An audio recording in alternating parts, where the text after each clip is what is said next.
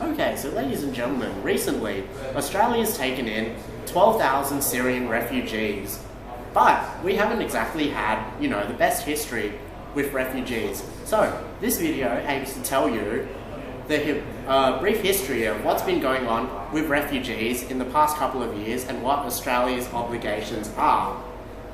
So in 1957, Australia signed a refugee convention with the United Nations. Now, the objective of the United Nations is to prevent, a third world war. At the same time, they also decided to deal with the things that come as a result of war, including refugees. So as part of that convention, there are three main parts of the convention that concern us. So, firstly, the definition of what is a refugee.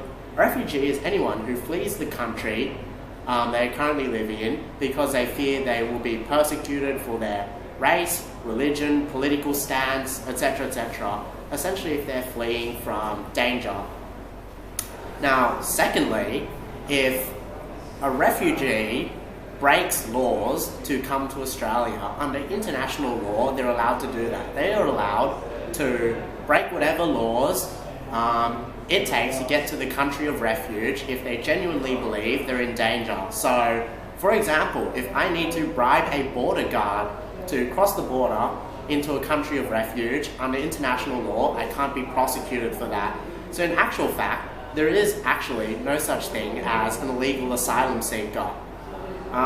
Thirdly, if a refugee genuinely believes that they are in danger for their life, it is under international law illegal to send them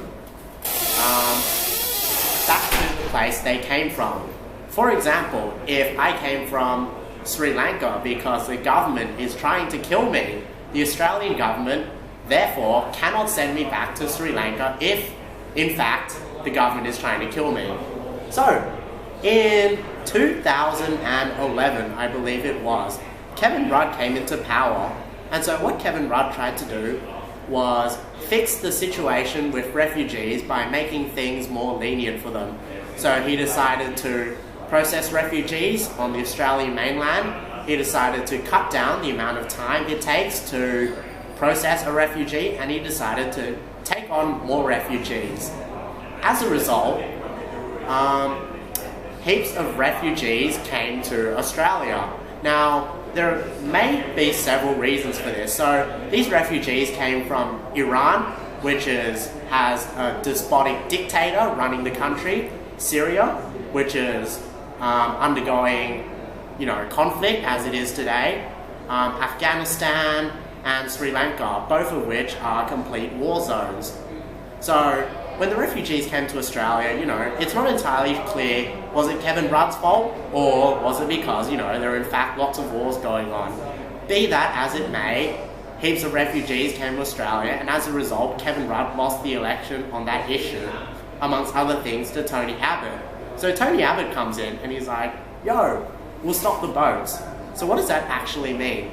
It means that anybody who comes to Australia from Indonesia or from Sri Lanka will be immediately turned around and sent back. Now, what is the problem here? If you recall, I told you, if a refugee is in danger of their life, it is absolutely illegal to send them back. But anyway, let's suppose they make it to Australia. What happens to them next? So we store men on Nauru and we store women and children on Manus Island. Now the problem is, on Manus Island, there's heaps of malaria, and malaria medication cannot be given to children under 5 or pregnant women. So who do we store in the malaria zone who can't take malaria medication? Surprise, surprise, it's children under 5 and pregnant women. So when a refugee comes to Australia, Australia is responsible for keeping them safe. And by sending them to Manus Island, we obviously are not keeping them safe. Furthermore,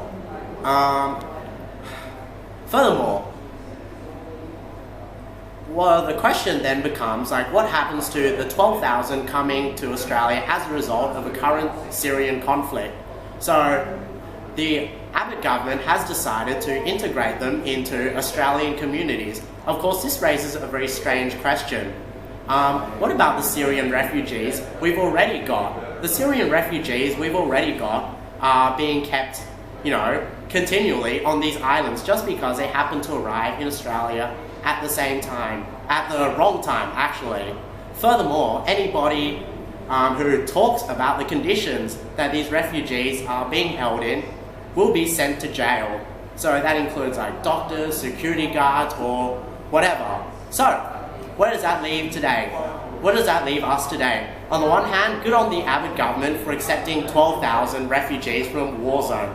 But on the other hand, you as citizens of Australia should complain that anybody who protests about conditions is jailed, which is effectively, wartime censorship. And furthermore, you should protest that we're keeping refugees in dangerous conditions for no reason at all. And that, ladies and gentlemen, is refugees in Australia today. Thank you.